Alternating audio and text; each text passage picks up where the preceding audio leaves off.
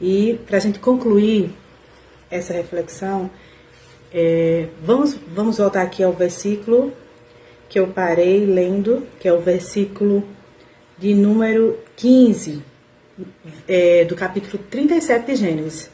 Diz o seguinte: e achou um varão, porque ele andava errado pelo campo, e perguntou-lhe o varão, dizendo: que procuras? E ele disse: procuro meus irmãos.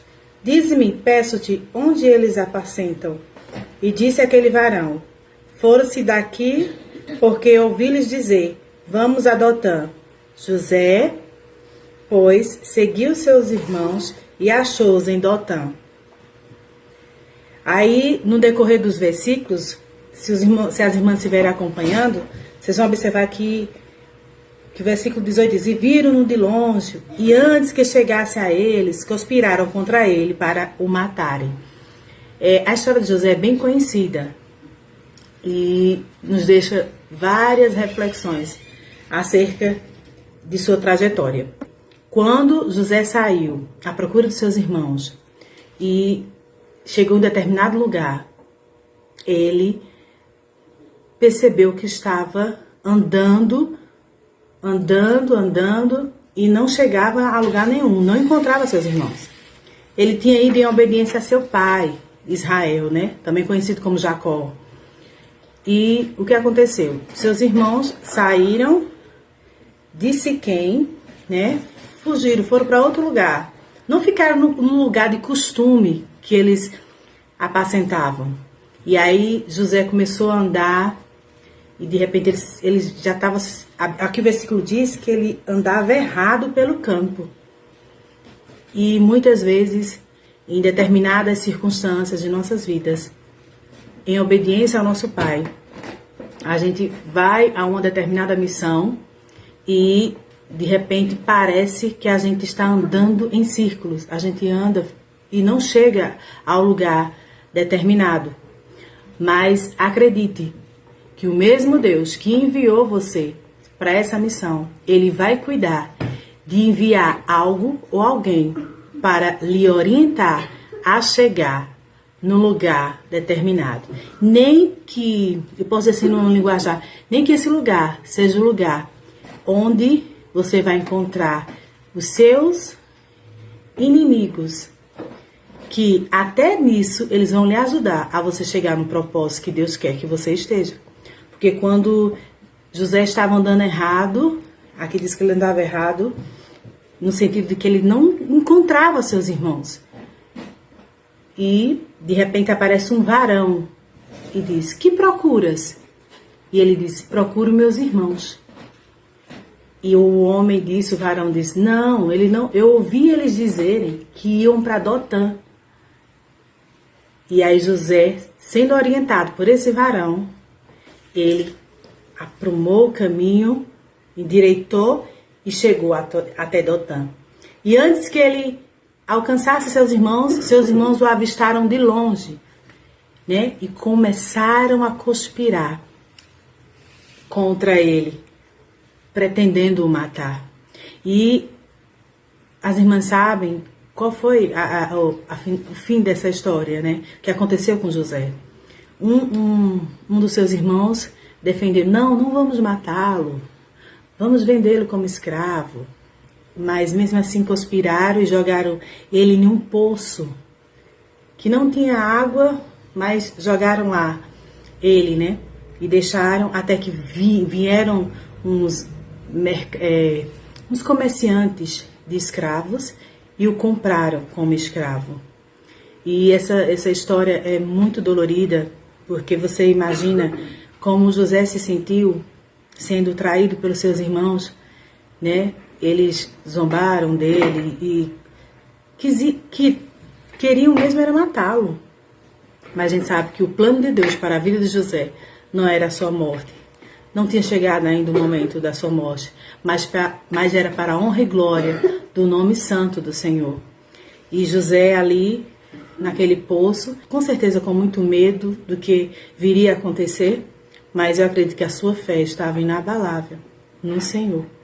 E muitas vezes a gente se vê também em uma situação que a gente pensa que não tem mais jeito. Meu Deus, será que eu vou morrer aqui dentro desse poço? E o que aconteceu? Eles pensaram em, não, vamos vendê-lo como escravo. E aí tiraram a túnica, né, dele antes de jogar no poço e encenaram como se José tivesse sido atacado por uma fera e o venderam, né, como escravo para o Egito. E José foi levado e seus irmãos, a gente conhece a história, chegaram em casa, contaram para seu pai, que muito triste e arrasado ficou quando soube que seu filho querido e amado tinha sido morto por uma fera, né? Que seus irmãos mentiram, né, para seu pai. Eu sei que foi aquela tristeza, aquele luto todo do seu pai Israel. E aí José, enquanto isso, José estava no Egito como escravo. E a Bíblia fala que no meio de tantos escravos, havia um homem muito influente que chamava Potifar, que comprou José, né? E levou para sua casa. E a Bíblia fala que José era, dentre os outros servos, era o que mais se destacava. E o Senhor era com José. Então, tudo que José fazia, a Bíblia fala que onde ele colocava sua mão, prosperava. E aí ele foi se destacando. E Potifar o colocou como um servo principal, como o mordomo, digamos, da sua casa. E a gente vê, pensa assim, eita, agora as coisas estão melhorando para José, né? Enquanto isso, sua família chorava e vivia o luto. E o que me veio à mente foi que, muitas vezes, o problema que a gente está enfrentando toma uma proporção tão grande, que a gente chega a imaginar, meu Deus, como vamos sair dessa situação? Mas o que o Espírito Santo colocou em meu coração aqui, maior a proporção nefasta, né, que o inimigo tem inventado ou criado acerca de nós, maior será a vitória que Deus vai fazer. Maior será a proporção para todos verem o que Deus vai fazer em nossas vidas. E para a sua terra e para os seus, José era conhecido como morto, já estava morto.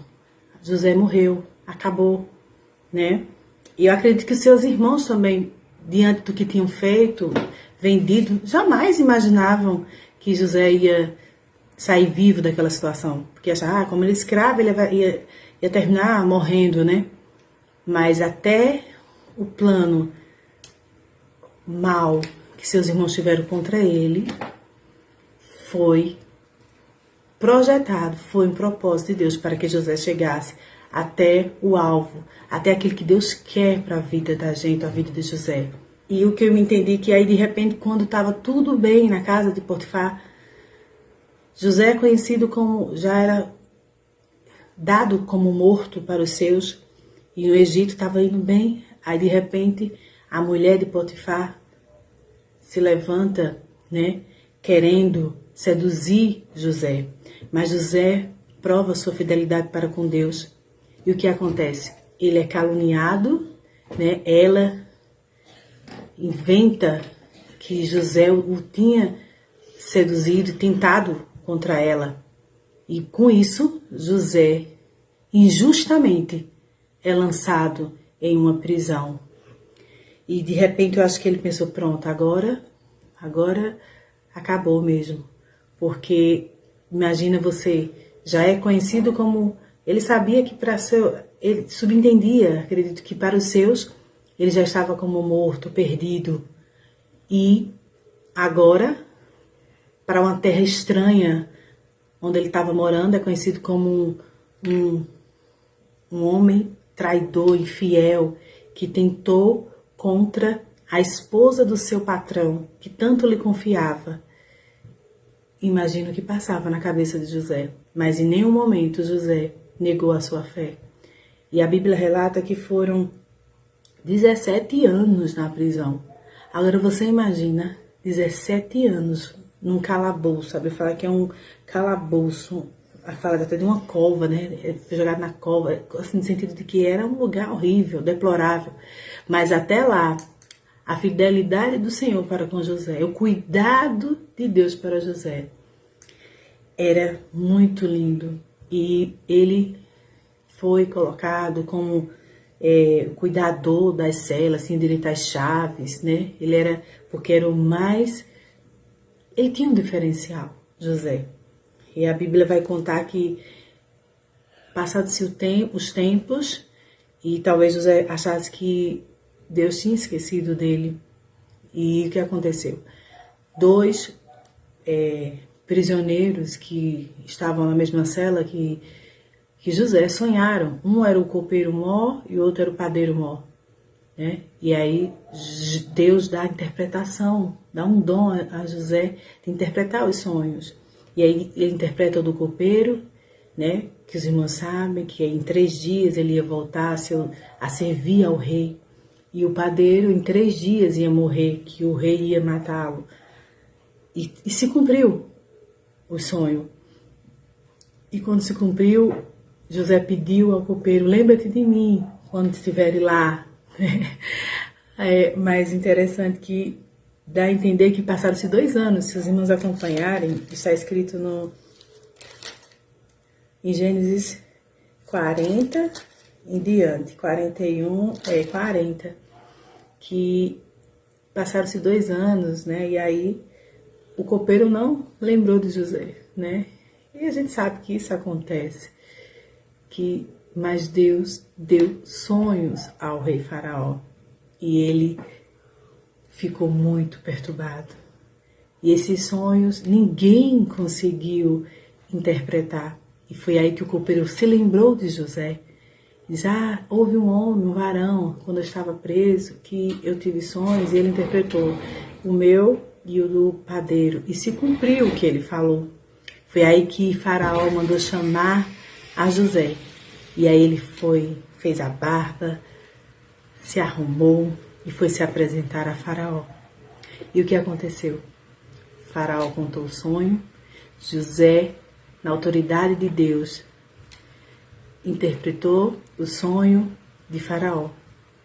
E ele o instituiu como a 2ª pessoa mais importante no Egito. A Bíblia fala que ele tirou o anel do seu dedo. Aqui diz, no capítulo 41 e o versículo 38. E diz Faraó a seus servos: acharemos um varão como este, em quem haja o Espírito de Deus? Depois disse a Faraó José: pois que Deus te fez saber tudo isso, ninguém há tão entendido e sábio como tu. Tu estarás sobre a minha casa, e por tua boca se governará todo o meu povo. Somente no trono eu serei maior que tu. E disse mais a Faraó José: vês aqui, te tenho posto sobre toda a terra do Egito. E tirou, versículo 42, e tirou o Faraó o anel da sua mão, e o pôs na mão de José, e o fez vestir de vestes de linho fino, e pôs um colar de ouro no seu pescoço. A promessa se cumpriu. O sonho de José, que ele teve acerca de que Deus ia honrá-lo, e a proporção foi grande, viu? Porque no Egito ele tinha uma fama de traidor, né? Que traiu o patrão, que tentou contra a esposa do patrão, né? Ele tinha uma fama ruim, mas Deus o exaltou de forma grande como governador, a 2ª pessoa de Faraó. E essa proporção ia chegar ainda para os seus, que a fome veio, o cumprimento do sonho que Deus tinha dado a Faraó veio, e seus irmãos foram ao Egito à procura de alimento. E os irmãos sabem o decorrer da história, como foi lindo. Jesus cumpriu à risca os sonhos que deu a José. E não importa o tamanho da sua dificuldade, não importa o tamanho da proporção que tenha levado, os desafios que você tenha enfrentado, a luta, porque maior é a luta, maior será a vitória. Em nome de Jesus, creia tão somente. Eu creio no Deus que eu sirvo.